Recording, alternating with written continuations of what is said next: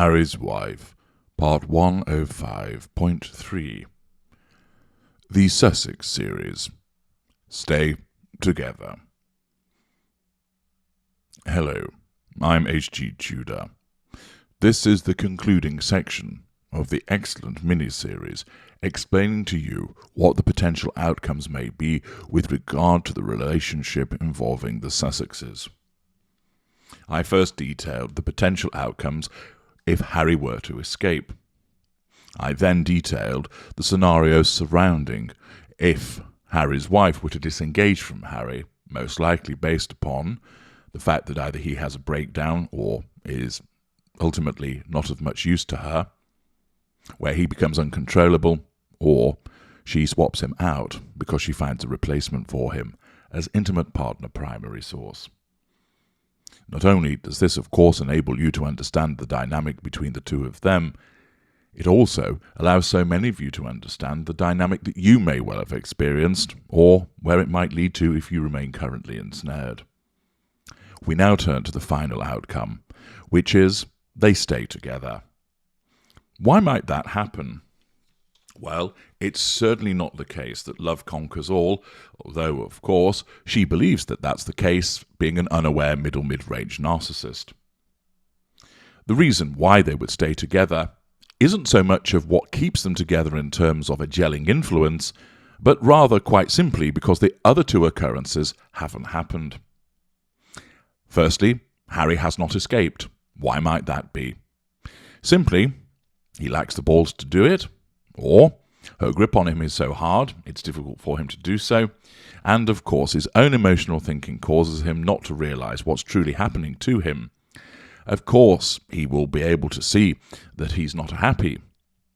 Of course he knows that her behaviour is problematic, but he may not realise, indeed is highly unlikely to realise, what's really driving her behaviour, i.e. narcissism, and instead he thinks, well, this is a reaction, of course, to not having any contact with her family. This is a reaction to the way that the press has hounded her. This is a consequence of the fact that there is a full moon.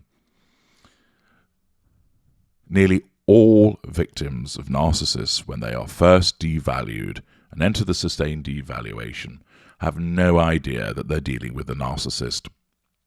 They ascribe the unpleasant behaviours to perhaps a difficult childhood, or the fact that they have difficult family members, or that they're stressed, that they've got money problems, or things are difficult at work. They never, ever realise that it's narcissism at work.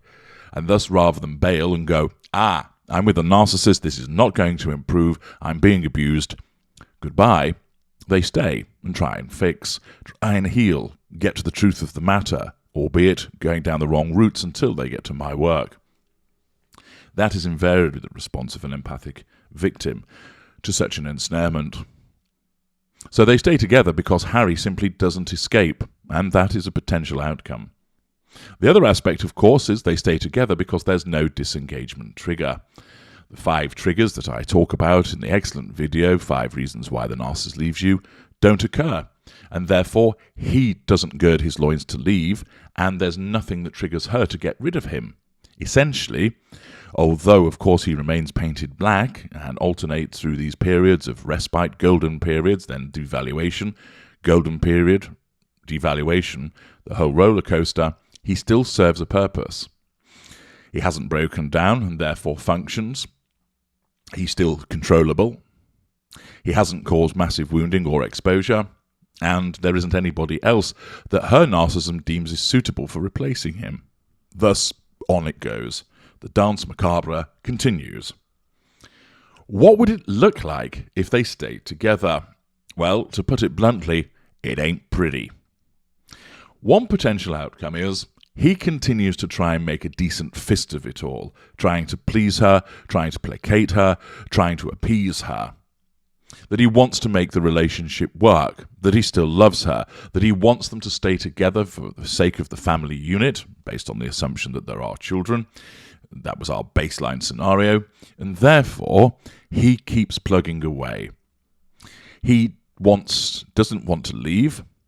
He's miserable because of the way that he's treated, but he still thinks that they can sort things out, that they can get back to that wonderful golden period of when it was all spicy poontang, roasted chicken, and laughing at the royal family. He remains in his own delusion, because he doesn't know what he's dealing with, that golden period can be returned. And of course, because her narcissism gives him occasional dollops of it, like being given the drug again, he believes that he can get it back permanently. Not knowing that this is an impossibility, not knowing that this is the cycle that he's now stuck into, he plugs away, trying to get the relationship back to where it once was and breathing new life into it. Although this is a possibility, I don't think that ultimately that is going to be the likely outcome. Why? Well, quite simply, I see that because of the way that Harry's characteristics and personality are formed, because he has strong narcissistic traits, that after a while, her continued wearing down of him and making him miserable causes him to start lashing out. And rather than him actually thinking, look, let's sort this out and carry on, he doesn't want the relationship to end because of the sake of appearances and for the sake of the children, but he's not that bothered about actually being with her.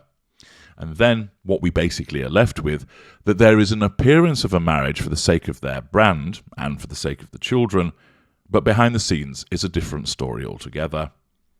There may well be the continuance of tempestuous behaviours, arguments between the two, shouting, possible mild forms of physical violence, allegations and counter-allegations thrown both by her and him.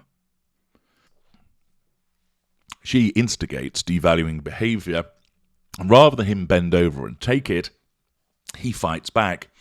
But he doesn't fight back to the extent that he's deemed uncontrollable.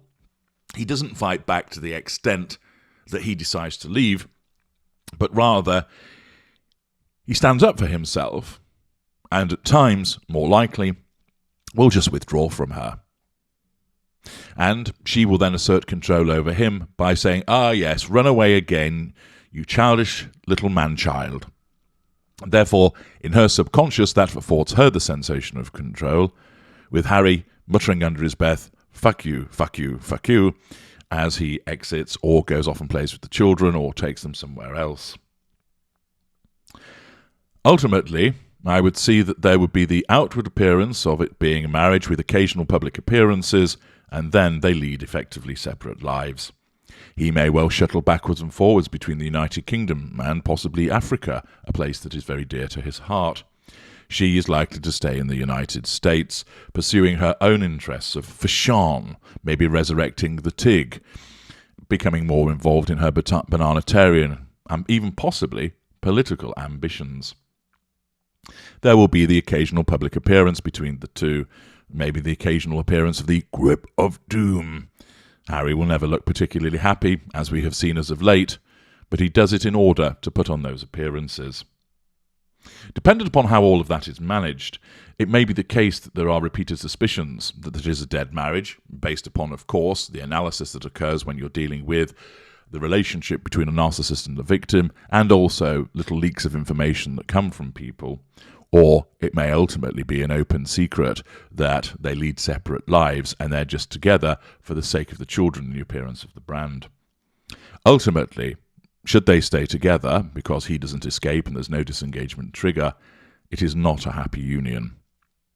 She's incapable of happiness because, as a narcissist, she cannot achieve it. She believes that she's happy, but that's her narcissism doing that in order to make her feel a particular way to pursue the prime aims. Harry will have moments of happiness, perhaps when things are calmer, when he's spending time with his children, but largely he will be unhappy because she will continue to torment and devalue him. A worst-case scenario for Harry is that he remains locked in this relationship, trying to make it work. That he tries and tries and tries, occasionally fighting back, but largely perplexed as to why she treats him badly. There's a possibility that she is seeing other people behind the scenes, and he has suspicions about this. There's the possibility, of course, that Harry might see other people as part of them leading separate lives. But there is also a possibility that he tries to make things work, tries to placate and mollycoddle her. It doesn't work. She continues to devalue him, and his mental health deteriorates. putting him into a very dark place indeed, which could have potential very serious repercussions for him. It's a potential option where he ends up taking his own life, but I doubt ultimately it would get that far. Should he sink particularly low, I would expect that there would be some form of intervention that would catch him before he hit that particular rock bottom. But it is a risk. I see more likely, as a consequence of his personality, that there will be a period of fighting between them, and then eventually, should he not escape and the disengagement trigger not occur, the most likely outcome is that there is the appearance of a marriage for the purposes of maintaining a form of brand and also for the sake of the children, but behind the scenes they lead very much separate lives, both possibly conducting quiet affairs. That concludes this series. It's very much something that ought to be shared far and wide, because not only does it give you unrivaled insight as to what may well happen, given the various dynamics of the relationship between a narcissist and her victim, but also it pans out for you in considerable detail using real-life example how it all works vis-a-vis the narcissist. Please do share this material, ensure you've liked this video also, and direct other people to them to ensure that they can access this excellent information. I'm HG Tudor. Thank you for listening.